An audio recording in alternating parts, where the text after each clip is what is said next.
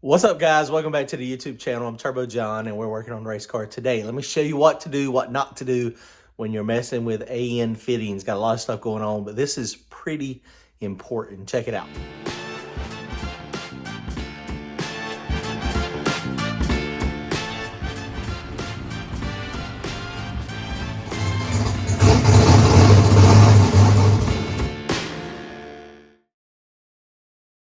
Comment, like, and subscribe. If y'all want to support the channel, go to turbojohnracing.com, grab yourself some hats and t-shirts. Thanks, guys. All right, boys, let me show you what we got going on. So if y'all remember last time we had the car out, we had a problem. Our dome pressure sensor went bad.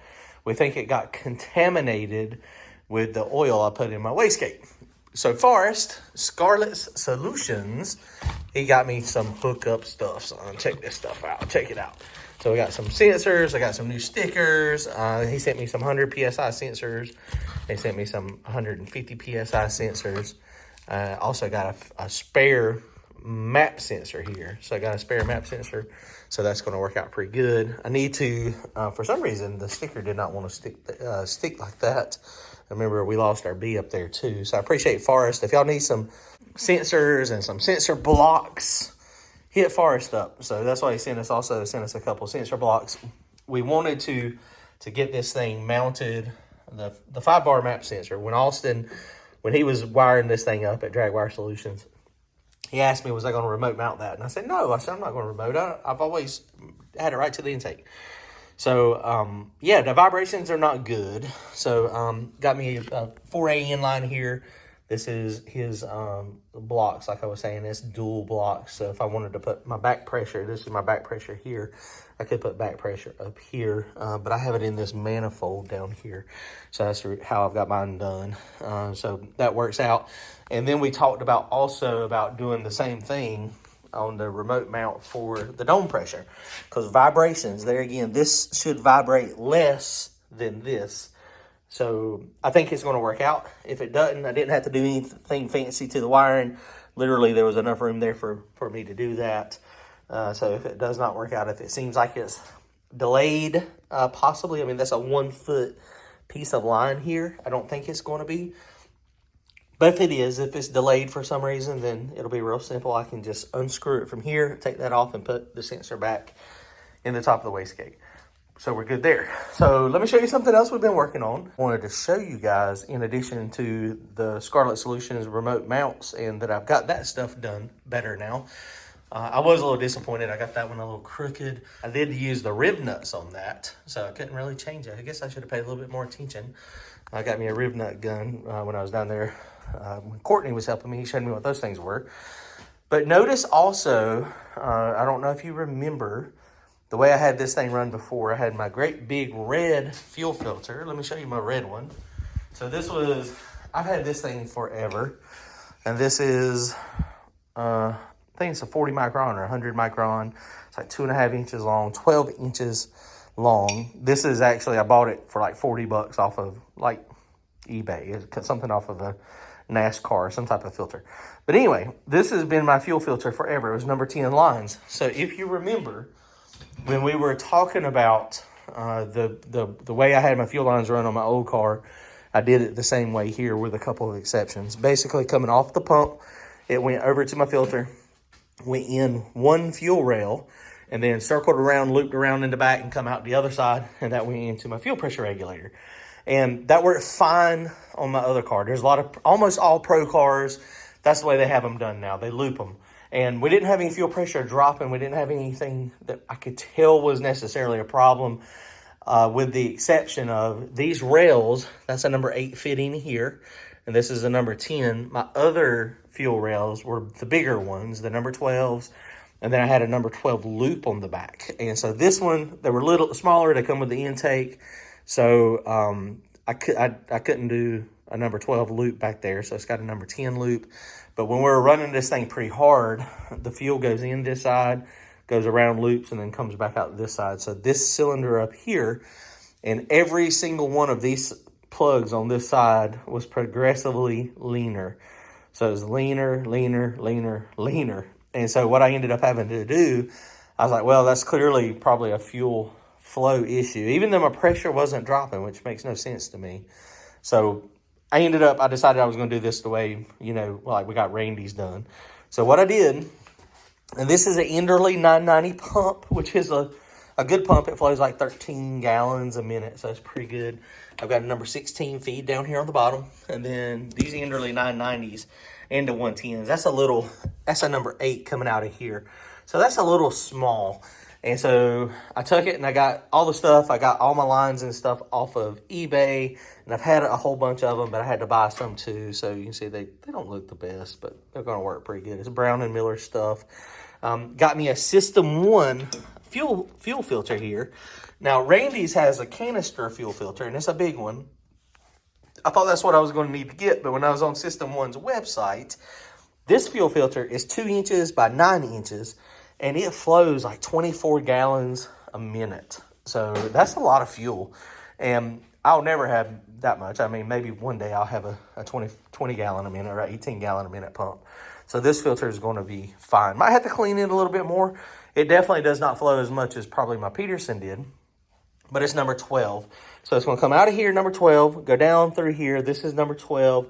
Then it comes up, goes to a Y, and then I've got 2 number 10s. There again, braided lines. We'll get all these things zippy tied up. I got to clean them as well. But basically, they're going to go like right through here. So it feeds into the back. That side feeds into the back. This side, both of these lines are about the same size. And then now this is a return, which that was a return always, going over to the regulator. And so then over here on this side, now this is a return as well. So we're good to go there. So I think it's going to work out. I do need to put my gauge. This is going to be not as a gauge, as a port adapter. So the port adapter is going to go here. And so let me take this apart real fast. I want to show you something. This is how I prime the fuel system. Remember, I got the pump down here for when it's cold, or when we slam on brakes, when we throw the parachute at the top of the track. We lose prime because our fuel system, our fuel tank is so low. And so basically what it does is it primes, it goes through the filter, and it also back feeds through the pump some. And it just primes it up, makes the car crank. And then once it cranks, then this grabs prime, and then it's good to go. We don't have any issues. Let me show you something though. The main thing for this video is I want to show you, you got to be careful. You got to be very careful when you buy your fittings. Fittings, you can buy a bunch of cheap ones, and I bought a bunch of cheap ones, and I've always used a bunch of cheap ones. But sometimes it'll bite you in the butt if you're not paying attention. Let me show you what I'm talking about. Let me show you what you got to look for. Hang on. All right, so fitting number 1. This is a Amazon fitting. It was pretty cheap. It wasn't too bad. But it's a number 12. But what you have to be careful of is sometimes they neck down. And you can see, and I kind of highlighted it with the drill in there. For some reason, on this fitting, it necks down to a very small diameter. So it's number 12 out here on the big end. It flows a lot. But then where the gauge port is not. So this is about 625 thousandths. Now the inside of the hoses are, I don't know what size that actually is supposed to be, but it's pretty good size too. But it is one of those things, you got to be careful. So now what I've got to do, if I would have put this is the main flow that is going into the engine. So all the fuel is going through this point. So if I wasn't paying attention to this and I didn't drill this out to this size, now we've got a bottleneck. So this bottleneck right here is going to be a restriction. And I know when they flow these pumps, these 990 pumps, they flow up through that number 8 orifice right there. But we're trying to get the fuel as big as possible, and we want it to maintain. If you have fuel going through smaller pieces, then, you know, it's not going to be good. So I got a drill bit, a 5/8 drill bit, so I'm going to have to chuck this up and hold it, and I'm going to have to drill it out. Now the problem is when I drill this out, now I've got bare aluminum, and I got methanol. So what do you think is going to happen? This is going to corrode. So I'm going to probably get me another one, a higher end fitting. Somebody that sells something that I know is not neck down like that. And then that's going to be better. Let me show you what happens to ones that corrode, because I had to drill out the one that went in here last time. Hang on. So this is the fitting that I had in the pump before. And you see it is a little corroded in there because I drilled it out and wallowed it out. So that was a number 10 to a number 8. So, you know, going from a 10 to an 8, which that could be a problem. Actually, I don't even know if that was an O-ring fitting. That may have been a flare in like this, and I just cut it off. But so I ordered my first one that I ordered off of Amazon. Where is it at? My first one that I ordered off of Amazon is, let me show you the difference here. So I got a bunch of fittings, got a bunch of hoses. I got to open that up. And notice this is the one that I had off my pump before. And this is the one that's a number 10. But see how that one is? There's no step in there. And there's no corrosion. There's a little bit of like white, but that's probably corrosion from this thing up here. So this is initially the one that I ordered off of Amazon. And it's the same size. So it's a number 8 down here, number 12 there. And I know that's really big. I don't know if you can see. Look how big that hole is. That hole right there is very small. And it's consistent. It stays small the whole way.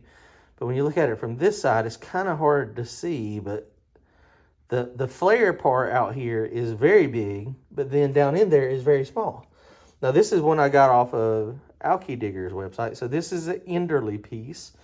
And look how much bigger this one is. It is significantly bigger.